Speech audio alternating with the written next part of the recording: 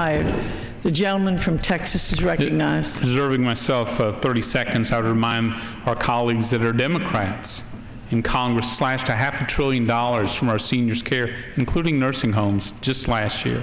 And also remind our colleagues that Medicare is insolvent. The biggest threat to our seniors today is to do nothing. Democrats and the President failed to lead. Republicans are not only going to preserve Medicare as it is today for those 55 and older, but for the younger generation, we're going to give them the choices and the options to preserve that program for them for their entire life. Not at this time.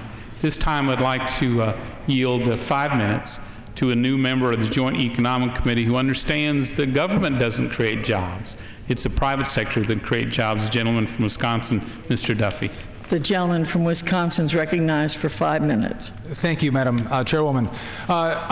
In reference, Madam Chairwoman, to one of the charts we just saw from the gentleman from California, I found it interesting that he laid out many different debts and deficits from prior presidents, but the one he failed to present to this House was the one from President Obama. On the day that the president took office, we were projected over the course of 10 years to borrow $1.8 trillion from the CBO. And today, we are projected to borrow $9.4 trillion. We have inherited now a fiscal mess. Let's review where we're at. This country owes $14 trillion. This year, we are going to borrow $1.6 trillion. Last year, we borrowed over $1 trillion. The year before that, we borrowed over $1 trillion. Let's look out 10 years. For the next 10 years, on average, we're going to borrow $1 trillion every single year. This is unsustainable. We cannot continue on this course.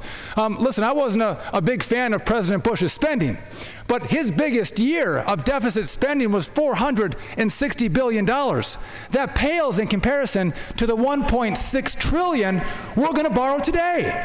I mean, I know we've all seen these charts so often, but this is our debt chart from the CBO. We have a sea of red, a sea of debt that we are going to leave off to the next generation.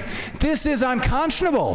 What does this mean for our future generations? This means higher interest rates. This means massive tax increases. This means a lower standard of living for our next generation. And I guess I would present to this House, if you were to ask your grandma and grandpa what they thought about leaving this off to our next generation, they would be outraged. They would be furious that this is their legacy, that this is what their grandchildren are going to inherit. We need to fix the problem. And so let's talk about the budget proposal that's been made. Congressman Paul Ryan in the Budget Committee, they propose reducing spending by $6.2 trillion over the course of 10 years. Yes, they also talk about tax reform, a fairer, flatter tax code. And you know what? We have to realize this isn't 1980. We are in a global marketplace. We compete against China and India, Mexico, Vietnam. And you know what? This isn't just against Kansas and Kentucky. We have to engage. We have to have an environment where our businesses can compete, succeed, and win. And when they do, who benefits? The people that benefit are our families because they have jobs. They have opportunity. But if we build walls around this country with more mandates and more regulation and more taxes, we are going to see more businesses go overseas and less job for our families. And as we've been talking about tonight, we will have less revenue into the Federal Reserve. You know, I've heard a lot this evening, Madam Chairman, or Chairwoman, I'm sorry, about Medicare and a lot of demagoguery across the aisle about what it's going to do. Let's be clear with the American people. Let's be honest with the American people that if we don't reform Medicare, the CBO says it's going broke in 9 years. We have to fix it. We have to fix it to make sure we can preserve it for our current seniors. So let's not sit here and scare people and tell our seniors we're taking away their Medicare. We are not.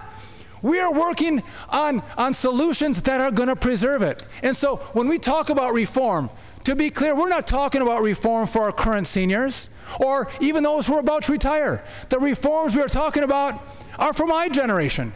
And what's beautiful about this is if we reform Social Security, we get to guarantee the benefits for our current seniors, but then you allow me to plan for the benefits I'm going to have when I retire. And if we do it, we can succeed in this reform. You know, we've heard a lot about taxes as well. And so we all know here that the top tax rate, 35%, and a family who makes $350,000 a year falls into that tax category. And so I would, Madam Chairwoman, suggest to my friends on the left, why don't we do this? Let's bump that tax rate up, not to 35%, maybe 50%. No, let's go 100%. Let's take every dollar a family that makes $350,000 a year or more, let's take every single dollar from them. And if we do that, we still can't balance the budget. So let's go to the next level. Let's go to the next highest rung of income earners. Those who make $200,000 or more as a family. A mom makes $100,000, a dad makes $100,000. We would all agree they're wealthy. Let's take 100% of every dollar they make as well. I would yield the gentleman an additional minute. And if you do that, you still can't balance the budget. You cannot tax your way out of this problem. We have to reduce our spending. And if we reduce our spending and we reform our tax code, we can bring prosperity back to this country. But to sit here in this House and tell the American people that we can tax our way out, the bottom line is you can tax every penny of every profit of the wealthiest Americans, and you can't balance the budget. And so with that, Madam Chairwoman, I think we have to take a serious look at Congressman Ryan's budget. And I'm willing to consider other common sense solutions that are going to get this country back on track. But ones where we're going to demagogue plans and say we just have to raise taxes and not reform are not real solutions. It's going to give us more of the same. And with that, Madam Chairwoman, I yield back the remainder of my time.